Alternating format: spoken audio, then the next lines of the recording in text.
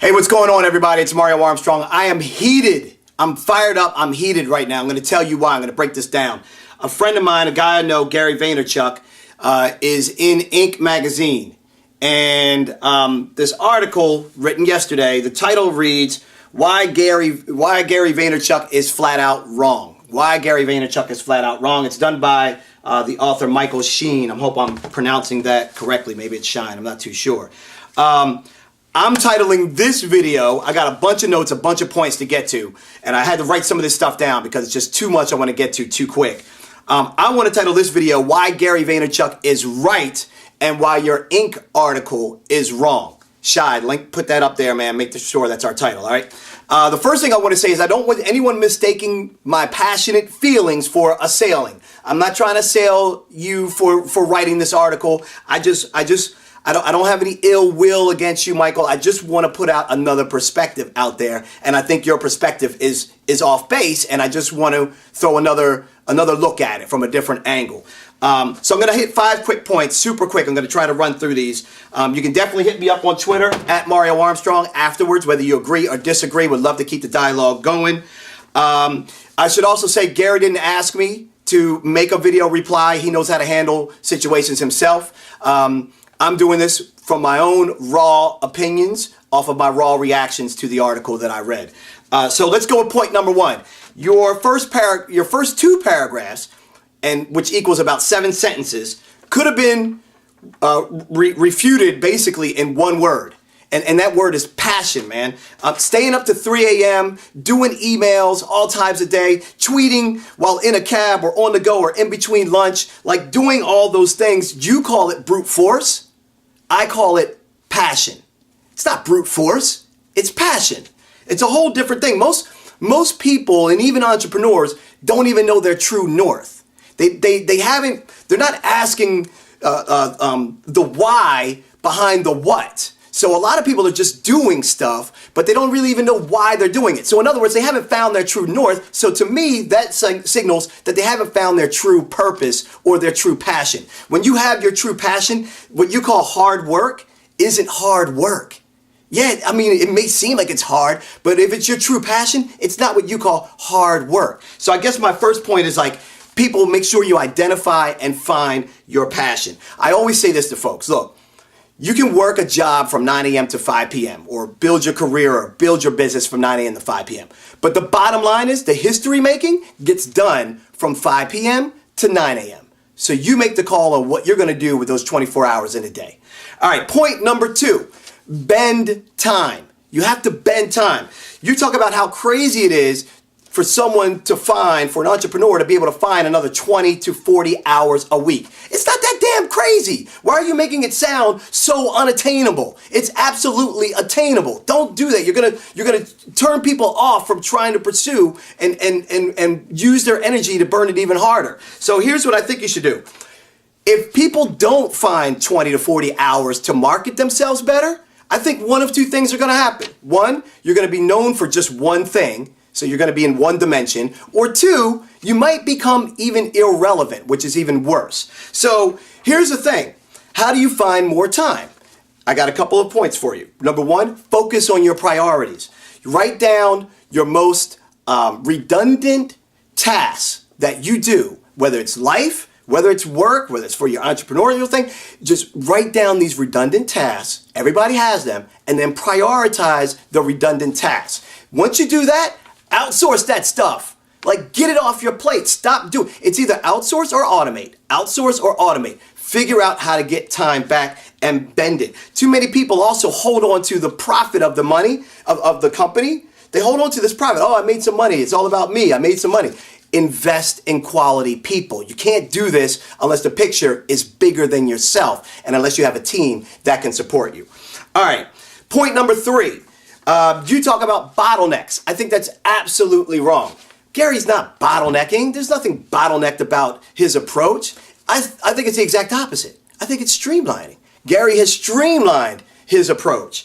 When you are the product, you have to streamline your approach. You have to have a killer team, and you have to be able to figure out how you can get more time out of your day. And this just doesn't happen overnight, man. This takes time. This takes years to build. And I know I'm a personal brand. I am the main product of the company, Mario Armstrong Media. If I don't show up on TV for the contracts that we have with the networks that I'm on, the company doesn't get paid. So I just make sure I don't get sick, number one. Eat right, eat healthy, meditate, take your vitamins, exercise. Stop running yourself ragged and getting sick. You shouldn't be getting sick. If you're an entrepreneur, you don't have time to get sick. So take care of yourself. I think the other thing I want to say on this is, once people like Gary, and I guess myself and others that are out there doing that, once you build enough exposure, once you build enough presence, it's easier for us to launch other products, to do other investments. I guess what I'm saying is to find other ways to generate revenue outside of it having to be just about me, or it having to be just about Gary. I think the bottom line I want to say, well, not the bottom line, but I think the point that I want to say on this whole streamlining thing is, like, people are wasting too much time.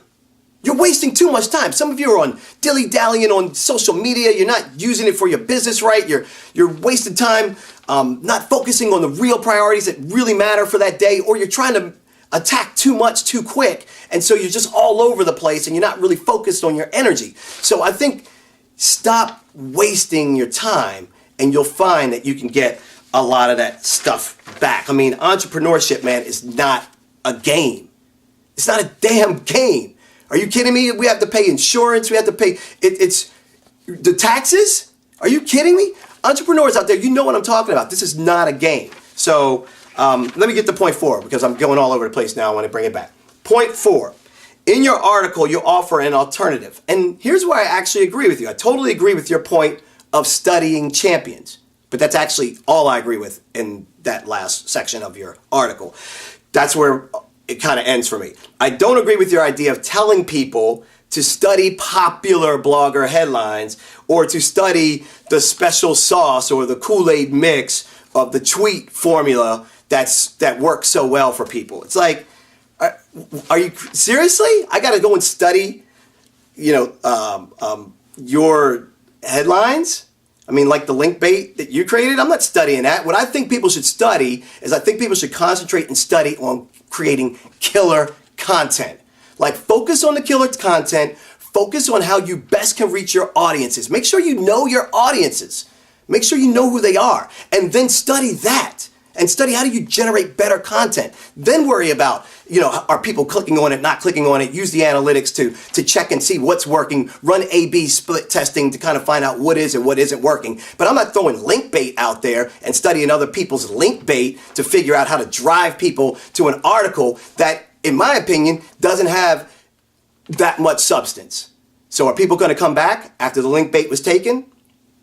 I think that's debatable. All right. My last point, number 5. This is my bottom line. For any entrepreneur who may be feeling like you got the wind knocked out of you by reading this article, I want to paint a different picture and a different perspective for you.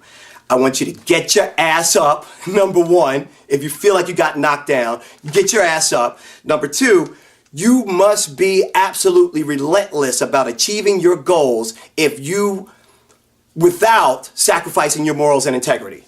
That's it.